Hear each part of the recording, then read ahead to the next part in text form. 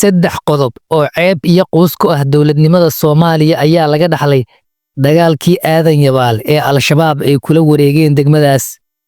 Balse hal qodob ayaa si xun u taabanaya madaxweyne Xasan Sheekh Maxamuud, qodobkaas oo niyad jebinaya mar kale iyo soo laabashada dal xoreeye. Dhowaan Al-Shabaab ayaa weerar xooggan waxa ay ku qaadeen degmada aadan yabaal ee gobolka Shabeellaha Dhexe. Degmadan ayaa lagu tilmaamaa inay tahay degmada ugu soo kabashada badneed kadib markii laga xureeyay dhaqdhaqaaqa kooxda Shabaab. Dadka degmadan waxay hormariyeen adeegyada aasaasiga u ah nolosha sida amniga, caafimaadka iyo waxbarashada.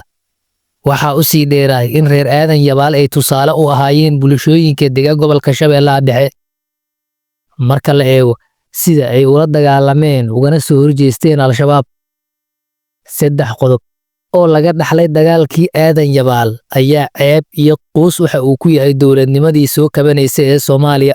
Kow, sanadadii iyo bilooyinkii ugu dambeeyay dowladaha caalamka gaar ahaan kuwa taageera Soomaaliya ayaa isbarbar dhigayay awoodda Al-Shabaab iyo dowladda Soomaaliya, taas oo jirta in Al-Shabaab ay soo weeraraan degmada aadan yabaal oo la ogyahay dadaalkii ay dowladdu ku bixisay qabashadeeda iyo gacan ku haynteeda, iyo in Al-Shabaab saacado kooban ay kula wareegaan dowladduna ay iskaga soo baxdo.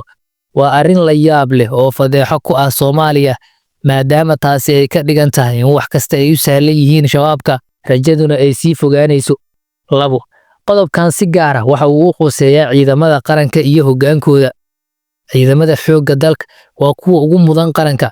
Geesiyaasha xoogga waa kooxda keliya ee uu dhab ka yahay dagaalka lagula jiro Al-Shabaab. Markasta dalka iyo dadka waxaa u daato dhiigooda iyo naftooda lamana qiimeeyo. Aan u soo laabtee tabardarro loogama guulaysto xoogga dalka, balse waxaa jira hogaamiyaal ciidan oo uusan dhab ka ahayn dagaalka. Taasna waxay keenaysaa daadinta dhiigga dhalinyarada militariga qaranka iyo sumcaddilka awoodda ciidan ee Soomaaliya. Saddex, qodobkan si gaar ah waxa uu u taabanayaa madaxweyne Xasan Sheekh Maxamuud. Markasta dal xoreeye waxa uu ku celceliyaa dalka waxaa ka dhacayso doorasho qof iyo cod ah. Waad la socotaan sida dowladdiisu ay waqti badan u gelisay ka go'naanshaha doorasho hal qof iyo hal cod ah siday rabta ha u dhacdee.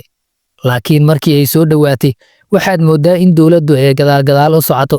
Waxaa la qabsaday degmooyinkii iyo magaalooyinkii uu qorshuhu ahaa in la dhigo sanduuqyadii codbixinta. Degmooyinkaas waxaa ka mid ah aadan yabaalta aynu maanta ka hadlayno.